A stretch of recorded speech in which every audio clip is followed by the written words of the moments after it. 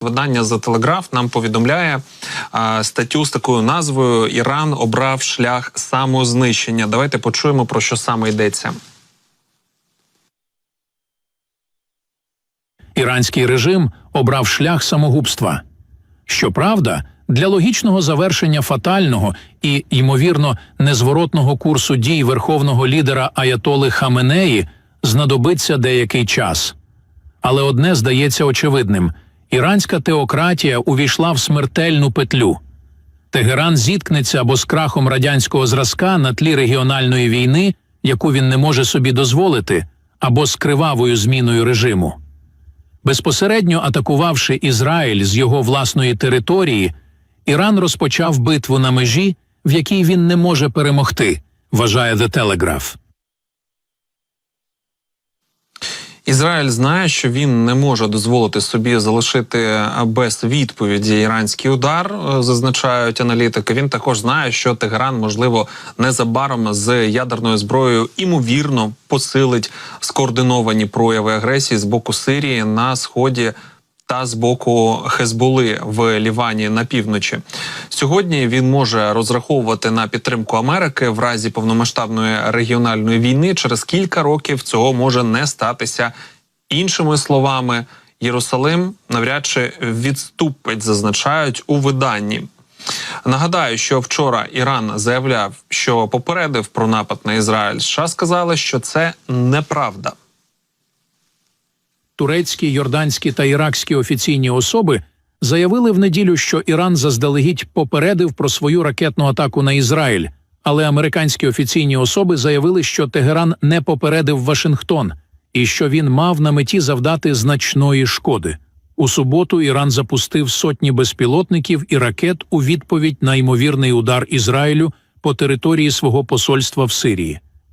Більшість безпілотників і ракет були збиті ще до досягнення ізраїльської території, хоча одна молода дівчина отримала важкі поранення, що викликало широке занепокоєння щодо подальшої ескалації конфлікту.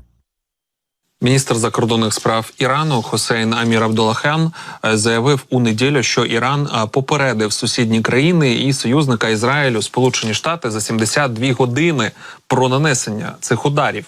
Міністерство закордонних справ Туреччини заявило, що розмовляло із Вашингтоном і з Тегераном перед атакою, додавши, що передавало повідомлення як посередник, щоб бути впевненим, що реакція буде пропорційною. Один з високопосадовців в адміністрації президента США Джо Байдена спростував заяву Амір-Абдуллахяна, заявивши, що Вашингтон дійсно контактував з Іраном через швейцарських посередників, але не отримав повідомлення за 72 години до цього. «Це абсолютно неправда», – сказав чиновник.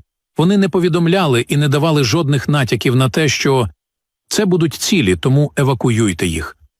Тегеран надіслав повідомлення Сполученим Штатам лише після того, як почалися удари, і наміри були дуже руйнівними, сказав чиновник, додавши, що заява Ірану про широкомасштабне попередження може бути спробою компенсувати відсутність будь-якої серйозної шкоди від атаки.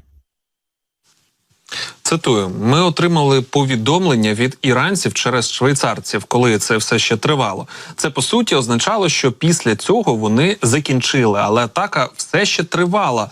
Таким було їхнє послання нам», – сказав американський чиновник. Іракські, турецькі, йорданські офіційні особи заявили, що Іран завчасно попередив про атаку минулого тижня, включаючи деякі деталі. Атака з використанням безпілотників, крилатих і балістичних ракет могла призвести до значних жертв і ескалації конфлікту.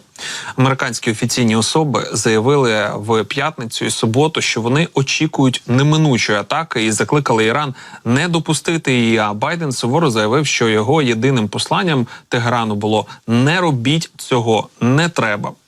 Ось такі маємо новини стосовно Ізраїлю. Насправді ситуація там вже певною мірою сконтрольована, і ми побачили, що наші партнери достатньо ефективно працюють в цьому напрямку в врегулюванні ситуації, коли їм це необхідно. Так, є багато аргументів щодо того, що вони там це робили з приводу певних своїх інтересів і не тільки. Юридичні документи, співпраця, все це було оформлено вже здавна, і тому така реакція. В будь-якому разі ми точно побачили, що ресурси, можливості є, тому, в принципі, і в цьому контексті Володимир Зеленський також зазначив, що союзники могли б зробити те саме і для нас.